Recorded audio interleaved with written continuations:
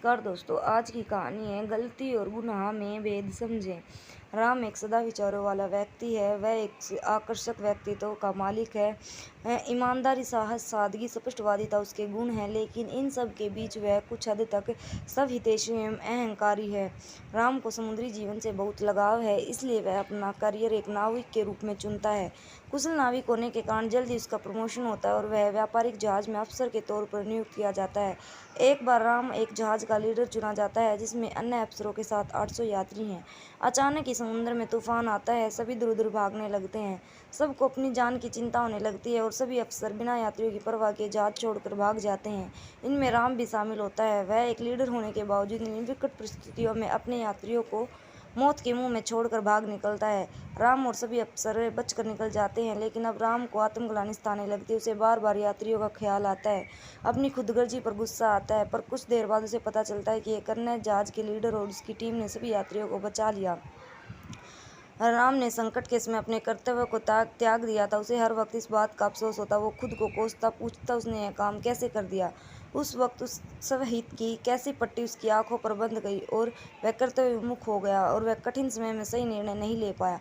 उसने जहाज के कप्तान होने का फर्ज नहीं निभाया। अब वह बहुत शर्मिंदा है।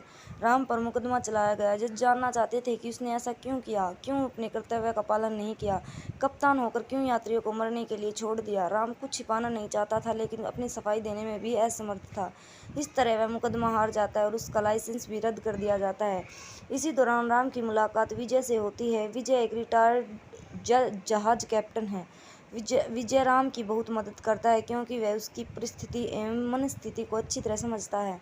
राम की मानसिक स्थिति ठीक नहीं है। वह अपने जिस जीवन से प्रेम करता था, अब वह जीवन उसके पास नहीं था। राम अपने ही सवालों में गुम होता जा रहा था। विजय उसे इस स्थिति से बाहर निकालना चाहता था और वह उसे मानसिक तनाव से बाहर निकालने की कोशिश करता रहता है। अचानक ही एक दिन राम को उसके बचपन का दोस्त आदर्श मिलता है। विजय ने उसे राम के बारे में सब कुछ बताया। अब वे दोनों मिलकर राम की मदद करते हैं। आदर्श राम को उसके शहर ले जाने को कहता है, जिस पर विजय भी अपनी हामी दे देता है। आदर्श राम को उसके शहर ले जाता है और उसे पुरानी बातें याद दिलाता है और उसे जीवन के प्रति अपनी उदासीनता को ख़त्म करने के लिए प्रेरित करता है। आदर्श उसी शहर में राम की नौकरी लगवाता है और उस शहर के लोग बहुत भले और मिलनसार हैं। राम धीरे धीरे अपने आप को उस शहर के अनुरूप ढाल लेता है और वह उस शहर का दार्शनिक मार्गदर्शक बन जाता है। राम के पड़ोस में एक मिस्टर जोसेफ की फैमिली रहती है। उनकी एक बेटी है सबीना, जिससे राम को प्यार हो जाता है। लेकिन मिस्टर जोसेफ राम को पसंद नहीं करते और वे शादी के लिए राजी नहीं होते। मिस्टर जोसेफ चाहते हैं कि राम को रास्ते से हटा दिया जाए और इसी कारण मिस्टर जोसेफ जॉन के साथ मिलकर राम को मारने का षड्यंत्र रचते हैं। और यह सब बातें सुईना सुन लेती है और इसके बारे में राम को बताती है। लेकिन राम इस सब को गंभीरता से नहीं लेता और कहता है कि कोई भी पिता अपनी बेटी के प्रेमी के साथ ऐसा व्यवहार नहीं कर सकता। किसी की जान लेना इतना आसान काम नहीं है। सवीना उसे बहुत समझाती है, पर वो एक नहीं सुनता। सवीना बहुत बेचैन हो जाती है और यह भी सभी बातें राम के दोस्त आदर्श को बताती है। आदर्श राम की जान बचाने के लिए जॉन को रोकने का प्रयास करता है। इस दौरान आदर्श और जॉन के बीच हाथापाई हो जाती है और इस हाथापाई में राम के हाथों आदर्श की हत्या हो जाती है और यह देखकर जॉन वहां से भाग जाता है। राम के हाथों बहुत बड़ा गुनाह हो जाता है और वह पागलों जैसा हो जाता है और खुद को संभाल नहीं पाता। तभी उसे उसकी प्रेमिका समीना समझाती है, इन सब में उसकी कोई गलती नहीं है, यह सब अनजाने में हुआ है। पर वो एक नहीं सुनता। राम को जहाज वाली घटना याद आती है।